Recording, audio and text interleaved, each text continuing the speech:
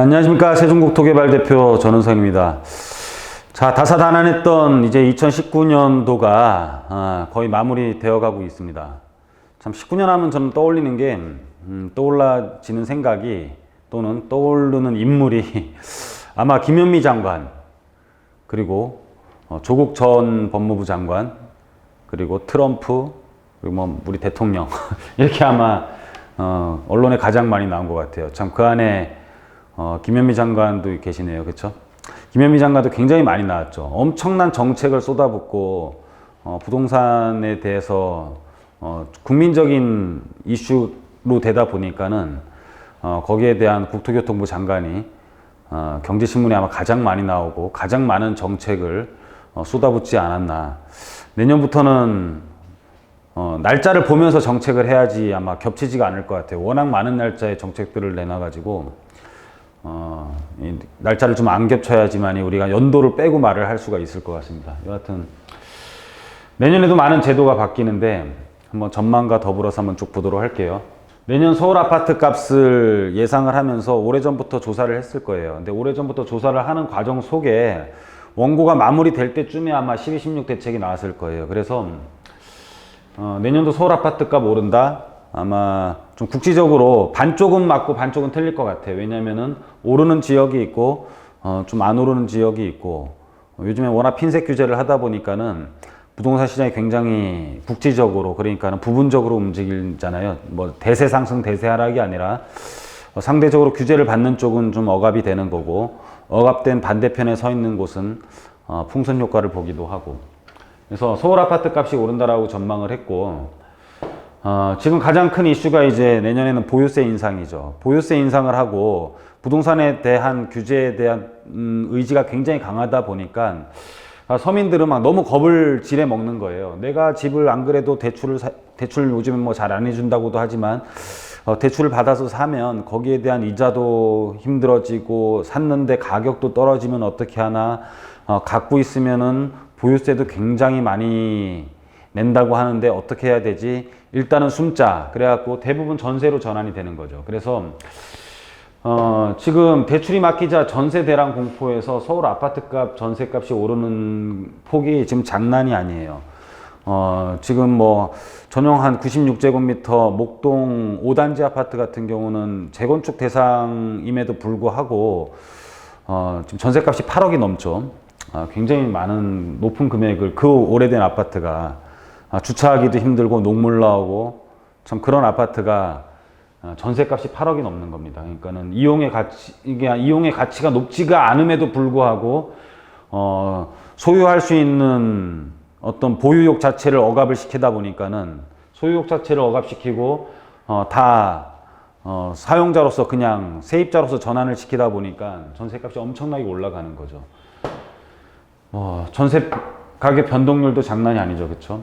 그래서 전반적으로 서울의 전세값들이 첫 번째 학군이 좋은 지역 위주로 해서 나머지 지금 다 대부분이 오르고 있다라고 보시면 될 것 같습니다. 이거 어떻게 될까요? 나중에 매매값 잡고 있는데 잡으려고 보유세 인상하고 뭐 여러 가지 정책들을 쓰고 있는데 계속 이 보유의 가치를 억압을 하고 있는데 사용의 가치가 만약에 올라가면, 전세값, 이제 보유의 가치를 대변하는 게 매매값이고 사용의 가치를 대변하는 게 전세값인데, 거기에 차이를 우리가 갭이라고 표현을 하면서 갭 차이가 줄어들면 또 갭이 또 밀어 올린다라고도 항상 말을 하죠. 그렇죠? 그리고 여태까지 그래 왔죠. 그래 왔는데 이제는 안 그럴 것이다. 뭐 좀 여태까지 그래 왔는데 이제는 안 그런다.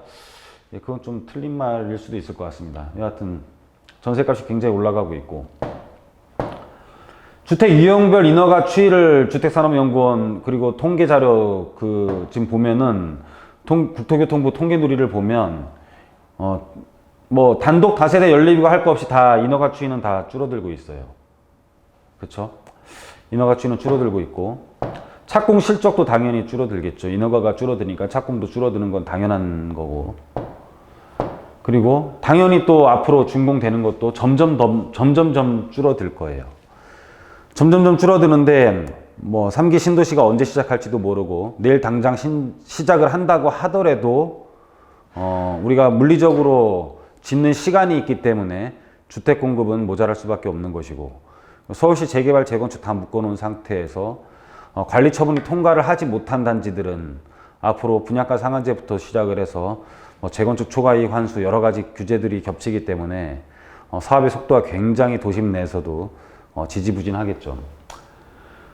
그리고 여러 가지 다세대 연립 같은 경우도 단독주택 가격이 급상승을 하다 보니까 추이 자체는 굉장히 줄어들고 있는 상태이죠. 결국은 모든 사람들이 보유를 못하게 해놓고, 보유하는데 겁을 먹게 해놓고서 세입자로 전환을 시켜놓고, 이런 주택 인허가 실적부터 시작해서 준공 실적이 줄어들고 세입자는 많아지고, 그러면은 우리가 소유의 가치는, 보유의 가치는 낮췄지만은 이용의 가치가 올라감으로 인해서 그 갭은 굉장히 간극이 줄어들겠죠. 그렇게 되면은 내년에도 주택 가격이 떨어진다라고는 보장하기는 좀 힘들지 않겠나라고 판단이 됩니다. 그래서 공급이 답이다라는 말을 많이 쓰는데, 공급이 답인 건 맞지만 시간적 차이가 발생을 하기 때문에 내년과 내후년까지는 아무리 시장을 억압을 한다고 하더라도 물량 자체가 부족한 것은 기정사실이기 때문에 그 부분을 다주택자가 매도함으로 인해서 풀려고 하는데, 그 숫자는 정말로 미비할 뿐입니다. 다주택자에 대한 주택수 보유량을 따지면은 신도시급이라고 하지만은 그렇게 팔지 않거든요. 왜냐하면은 대안이 없습니다. 보유를 하고 있는데 만약 이걸 팔아서 돈이 생겼어요. 그럼 이 돈으로 뭐를 할 것이냐라는 것도 굉장히 중요하죠. 다주택자가 집을 파는데, 다주택자는 주택을 가지고 주택을 임대를 해서 월세를 받던지 이런 식으로 해서 지금 살고 있는데, 거기에 대한 세금을 높이고 임대사업자에 대한 우리가 그 세제 혜택을 축소를 하고, 그래서 집을 팔게 했다라고 하죠. 가정을 해요. 집을 팔게 했으면 이 돈 갖고 할 수 있는 게, 그러면은 주택에 대한 규제 외에 상가로 가야 되느냐? 상가는 어떤 그러니까는 상권이라는 특수성을 갖고 있기 때문에 돈을 벌 수 있는 것이 굉장히 한정적이라고 보면 되겠죠. 주택은 우리가 상권이 좋든 안 좋든 퍼져서 아무데나 있더라도 거기에서 임차 수요가 발생을 하지만, 상권 같은 경우는 굉장히 안 그렇잖아요. 그래서 종합부동산세 주택과 별도 합산되는 상가로 가기도 굉장히 어렵고, 그럼 그게 아니면 대부분이 금융상품으로 가는데, 이렇게 금융이 불안한 상태와 저금리 상태에서 과연 이 돈이 금융상품으로 흘러갈 수 있겠냐라는 거죠.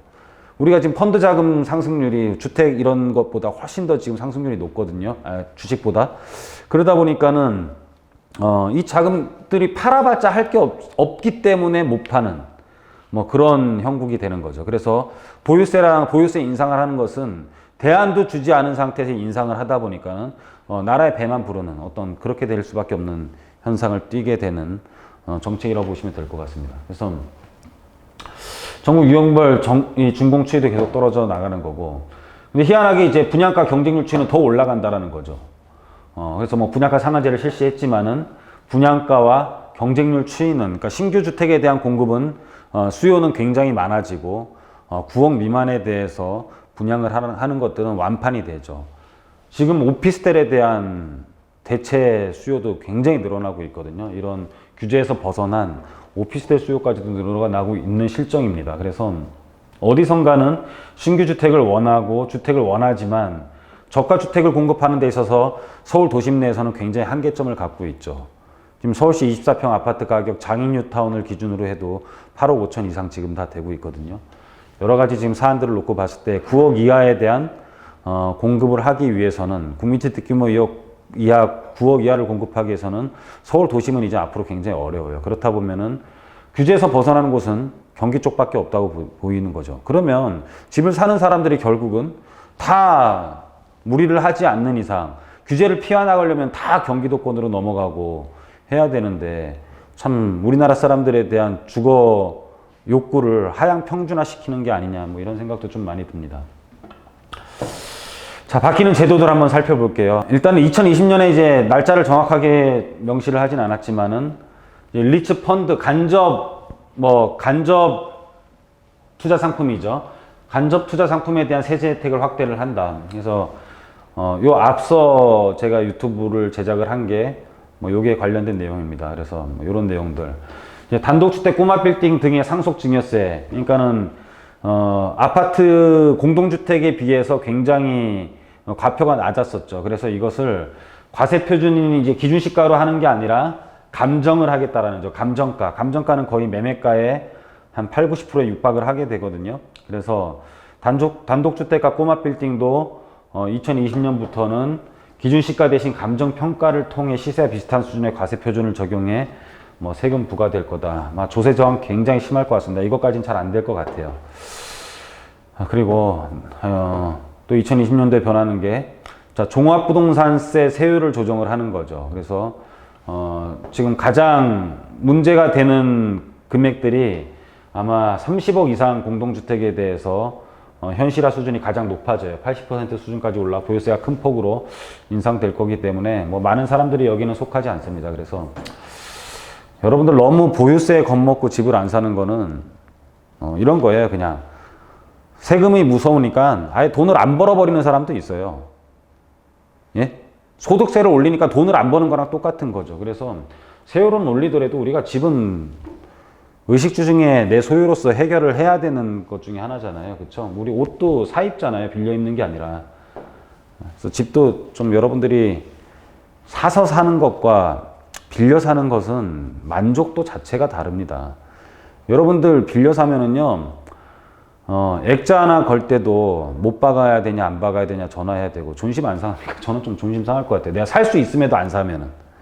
여하튼 어쩔 수 없이 그렇게 살면 감안을 해야 되겠지만, 집주인한테 뭐 에어컨 이거 뚫어야 되는데 이제 뭐 이런 거 어떻게 해야 되느냐. 뭐 요즘에는 보유세에 대한 부분들도 높고 이러다 보니까는 또 그리고 전세를 받아도 전세금 갖고 활용을 못 하다 보니까는 점점 더 활용을 못 하고 소득이 줄어들수록 소유자는 좀 악랄해져요. 그냥 어떻게든 집 나갈 때 무슨 뭐 도배지 장판지 뭐 소모품 갖고도 시비를 걸어서 보증금을 다 못 받는 경우도 강남에서는 비일비재하거든요.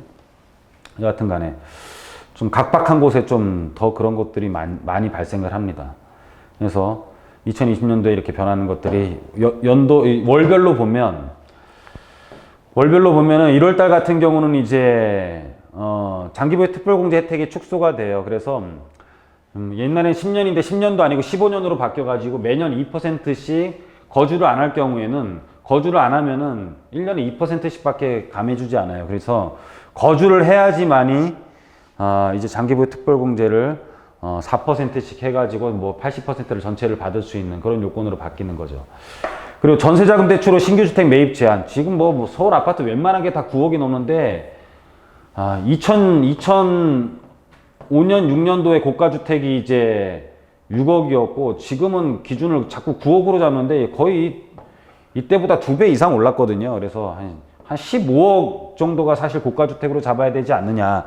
왜냐면 마용성에 괜찮은 아파트들이 15억 정도인데 이 당시 6억 할 때 마용성 아파트들은 6억이 안 될 정도였거든요. 아니면 마용성 아파트가 그쵸 6억이 좀 안 됐던 아니면 6억 정도였어요. 그러면 이때 수준으로 넘어가면 사실 33평 기준으로 지금 고가주택의 기준이 9억이 돼야지 맞는 건데 자꾸 9억을 하다 보니까는 서울의 모든 주택들, 모든 아파트들이 거의 해당되는 형국에 지금 와 있습니다. 그래서 참 금액적으로도 지금 정책을 하시는 분들이 굉장히 좀 감각이 없으신 것 같아요. 제가 보기에는.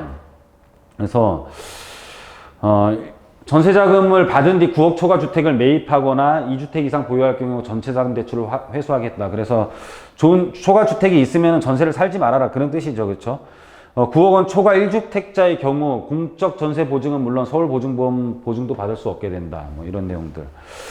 자, 주택 유상거래 취득세율 일부 변경해가지고 6억 미만 1%, 6억에서 9억 2%, 그리고 이런데 집 세 채 가진 사람은 이제 세 채 초과부터, 네 채부터는 금액에 상관없이 다 4%의 취득세율을 적용하라 하겠다. 그래서 미래에 뭐 이득까지도 취득세로 다 뺏어 갈 테니 더 이상 사지 말아라. 뭐 이런 의미로 비춰진다고 보면 될 것 같습니다.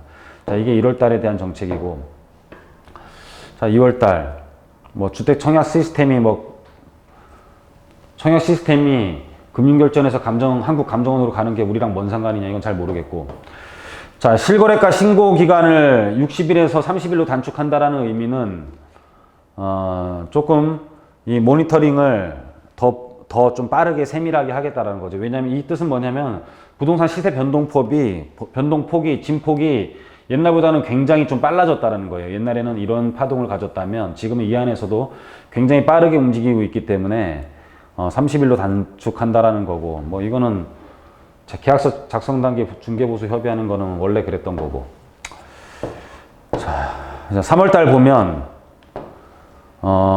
이제 자금 조달 계획서를 조정 대상 지역 3억 이상 주택과 비규제 지역 6억 이상 주택을 취득할 때도 자금 조달 계획서를 제출을 해라. 그래서 뭐 예금 잔고 소득 금액 증명원 전세 계약서 이제 이런 게 별게 아닌데 이런 걸 내라 그러면 괜히 막 많이 제출하라 그러면 사람들이 좀 죄지는 느낌이 들어요. 그래서 이게 심리적인 부분이에요. 그냥 우리가 집을 사면서 검은 돈으로 사는 사람들이 얼마나 됩니까, 사실. 그렇죠? 요즘 또 뭐 장사를 하시는 분들도 거의 카드가 일반화되어 있기 때문에 뭐 세금 탈루하기가 그렇게 쉽지는 않죠, 요즘에는. 불법 전매 시 청약 제한 및 재당첨. 이 재당첨이 이게 조정 대상 지역에서 5년인데 지금 7년으로 재당첨 제한을 적용하겠다 이런 내용들이에요. 그래서 참 재당첨을 이렇게 재당첨 기간을 이제 점점 늘린다라는 뜻은 집을 하나 갖고 있으면서 재당첨 된 집을 갖고 있으면서 또 사업이 빠른 것을 네가 또 갖고 있으면 안 된다 뭐 이런 의미로 받아들이면 될 것 같습니다. 1분기 보면 현행 60세에서 55세 그리고 기준연도 시가 9억 이하에서 공시가격 9억 이하로 그러니까는 조금 더 금액이 올라가도 해주는 거죠, 결론은. 민간 분양가 상한제, 민간 택지 분양가 상한제 유예기간 종료. 그래서 4월 29일 이후 입주자 모집 공고 신청 단지부터 적용을 하는 거고, 전매 제한이 또 있고, 거주 의무도 있는 거고, 뭐 관리비 의무 공개하겠다, 뭐 이런 내용들. 자, 5월이 되면은, 자, 임대 사업자에 대한 얘기죠. 이제 2천만 원 이하까지는 우리가 그냥 비과세를 해줬었는데, 이제 2020년부터는 2천만 원 이하 소득자는 분리과세 혹은 종합과세 중 선택 가능하다. 이 뜻은 뭐냐면 이제 세율을 분리하느냐 아니면은 뭐 이제 단일 세율로 14%를 만약 한다. 13%를 하는데 종합소득세가 이제 6%부터 시작을 되기 때문에 이 구간으로 넘어가는 게 더 좋으면은 종합과세에다가 합산을 하는 거고 아니면은 단일 세율로 분리를 하든지 뭐 이것 중에 선택을 해서 할 수 있다라는 뜻입니다. 그리고 뭐 세 채 이상이라면은 월세 보증금 3억 초과 부분에 대해서는 간주 임대료로 계산을 해서 하는데 간주 임대료 이거 계산해 보면은요 얼마 안 돼요. 이 간주 임대료는 전세 놓는 사람들은 그렇게 세금 많이 안 나옵니다. 한 27억이 돼야지만이 1,000만 원이 넘나 아마 제가 알기로는 그렇습니다. 계산을 해 보면은. 그래서 이 요율을 곱하는 거는 매번 바뀌는데 간주 임대료는 건 뭐냐면은 총 보증금에서 3억까지는 안 내는 거예요. 3억을 빼요. 3억을 빼면은 남는 금액이 있잖아요. 남는 금액이 만약에 총 보증금이 15억이었다고 가정을 해요. 그러면은 3억을 빼면 12억이 남는 거죠. 3억까지는 그냥 공제를 해주는 거죠. 12억에서 은행 금리, 현재 은행 정기 예금 금리에 비춰가지고 뭐 2.9% 올해가 2.9%였나 아마 그랬을 거예요. 그러면 2.9%를 곱해서 나오는 금액이 소득 금액이에요. 소득 금액. 그러면은 만약에 12억이면 2.9% 곱하면 얼마입니까? 뭐 3%라고 잡으면은 소득이 15억을 전세를 줘도 소득으로 잡히는 것은 3%라고 잡으면은 360만 원이 잡히는 거잖아요. 근데 기본공제가 400만 원이 있기 때문에 전세 15억을 하더라도 뭐 세금은 안 나올 수가 있는 거죠. 그래서 뭐 전세 금액 여러분들이 얼마나 비싼 주택을 얼마나 비싸게 전세를 그렇게 놓지 않는 이상은 간주 임대료까지 갖고는 그렇게 세금이 안 나온다. 그리고 이제 요 부분이 조금 중요한 내용인데 6월에 소득세법 시행령 개정해가지고 2019년 12월 17일부터 이제 1216 대책 바로 다음 날이죠. 그때부터 2020년 6월 말까지 조정 대상 지역 내 10년 이상 보유한 주택을 양도하는 다주택자는 양도소득세가 중과되지 않고 우리가 2주택부터는 10%, 3주택에서는 20%가 이제 중과되잖아요. 기본세율에서. 중과되지 않고 장기보유 특별공제도 적용을 하겠다라는 거죠. 그래서 요 안에 다주택자들에 대한 그 매도를 지금 유도를 하는 건데, 이 10년 이상이라는 게 그때도 제가 말씀드렸다시피 참 걸린다. 그래서 요런 부분들이 좀 더 완화될 가능성이 높아요, 내년에는. 그래서 6월 달에는 요런 제도들이 또, 6월까지는 요런 제도들이 유효하다라고 보시면 될 것 같습니다. 자, 뭐 이건 그렇게 중요한 게 아니고요. 뭐 공원으로 지정돼 있어 가지고 토지에 대해서 규제를 받고 있었던 땅들이 공원이 안 되면은 해제를 해주겠다, 뭐 그런 뜻입니다. 허위매물 게시 중개사 처벌 규정 안내, 뭐 하면은 공인중개사 조사하고 허위매물이라고 말들 하는데, 중복매물이 오히려 맞는 거지 허위매물이 아니에요. 왜냐면은 우리가 허위매물이라는 게, 아파트에 물건이 하나 나왔는데 이 사람이 뭐 부동산 한 군데 내놓으면은 부동산은 물건을 좀 공유를 하거든요. 그러면 하나를 내놨는데 물건이 막 이렇게 막 100개가 되는 경우도 있어요, 사실은. 그러면 나머지 99개가 허위 매물인 게 아니라 사실 공유한 매물이라고 표현하는 게 더 맞죠. 우리가 허위 매물이 있습니까? 금액이 특별하게 높게 또는 특별하게 낮게 지금 제가 인터넷 검색해 보면 그런 거 없거든요. 그래서 이게 너무 공인중개사에 대한 규제를 하려고 하는 거죠, 맨날. 그쵸? 자기네들이 정책이 잘못한 거는 전혀 인정을 안 하고 자금 조달 계획서 조사를 하고 있지 않나, 무슨 공인중개사 맨날 조사하고 있지 않나, 하여튼 그렇습니다. 자, 그래서 지금까지 이제 내년에 바뀌는 제도들을 쭉 살펴보고, 여러분들한테 이제 뭐 어느 정도 말씀을 드린 것 같습니다. 하여튼 올 한 해 마무리들 잘 하시고요. 올 한 해 제가 유튜브를 한 번 더 찍을지 어떻게 될지 그건 잘 모르겠지만, 만약 못 찍게 되면은 요번 해로 이 자료로 여러분들한테 인사를 드려야 될 것 같습니다. 여러분들 내년에도, 그리고 항상 좋은 자료로 여러분들 찾아뵐 테니까는 좋아요, 구독 꼭 눌러주시고요. 항상 여러분들한테 도움이 되도록 저 또한 열심히 노력을 하도록 하겠습니다. 자, 감사합니다.